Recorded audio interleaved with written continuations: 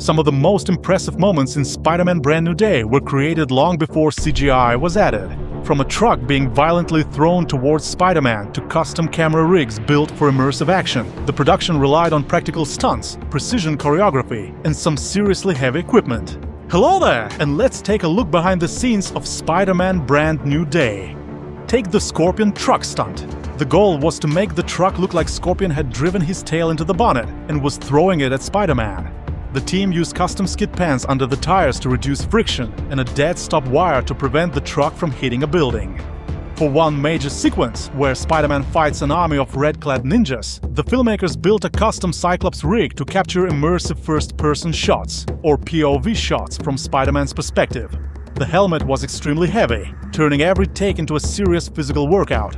Actually, the prison sequence and the ninja fight was shot in 3 weeks, with the action relying heavily on practical stunt performers rather than CGI. Every movement had to be timed precisely. The camera had to arrive at exactly the right position, while the performers hit their marks at exactly the right moment.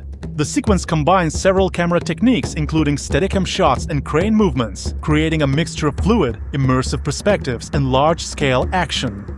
The street chase required an entirely different approach.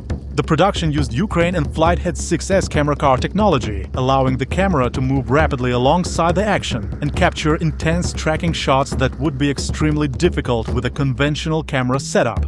These systems gave the filmmakers the freedom to follow Spider-Man through the streets while keeping the camera remarkably close to the action.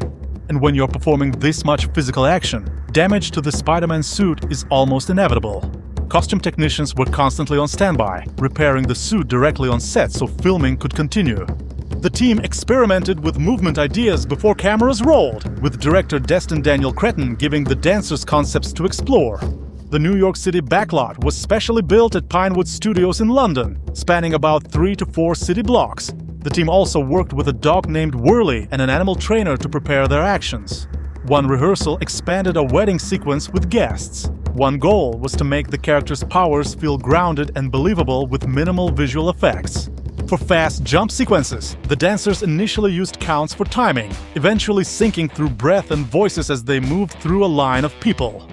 The production worked with over 160 dancers, alongside stunt performers and action extras. Some scenes featured huge numbers of dancers, but only portions made it into the final film to keep the story moving. One standout sequence, nicknamed The Frozen Wave, was a massive practical stunt set piece featuring dancers, stunt performers, stunt drivers, with just one take to get it right. Even the smallest details received attention. Nitika Sondi worked on Tom Holland's eyes to help create Spider-Man's distinctive bug-like look, even though most of the final look was ultimately created and enhanced by the visual effects team.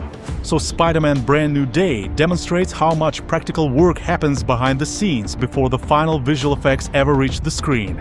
Well, that's all! Thanks for watching, please like, subscribe, watch more videos, and see you next time. Take care!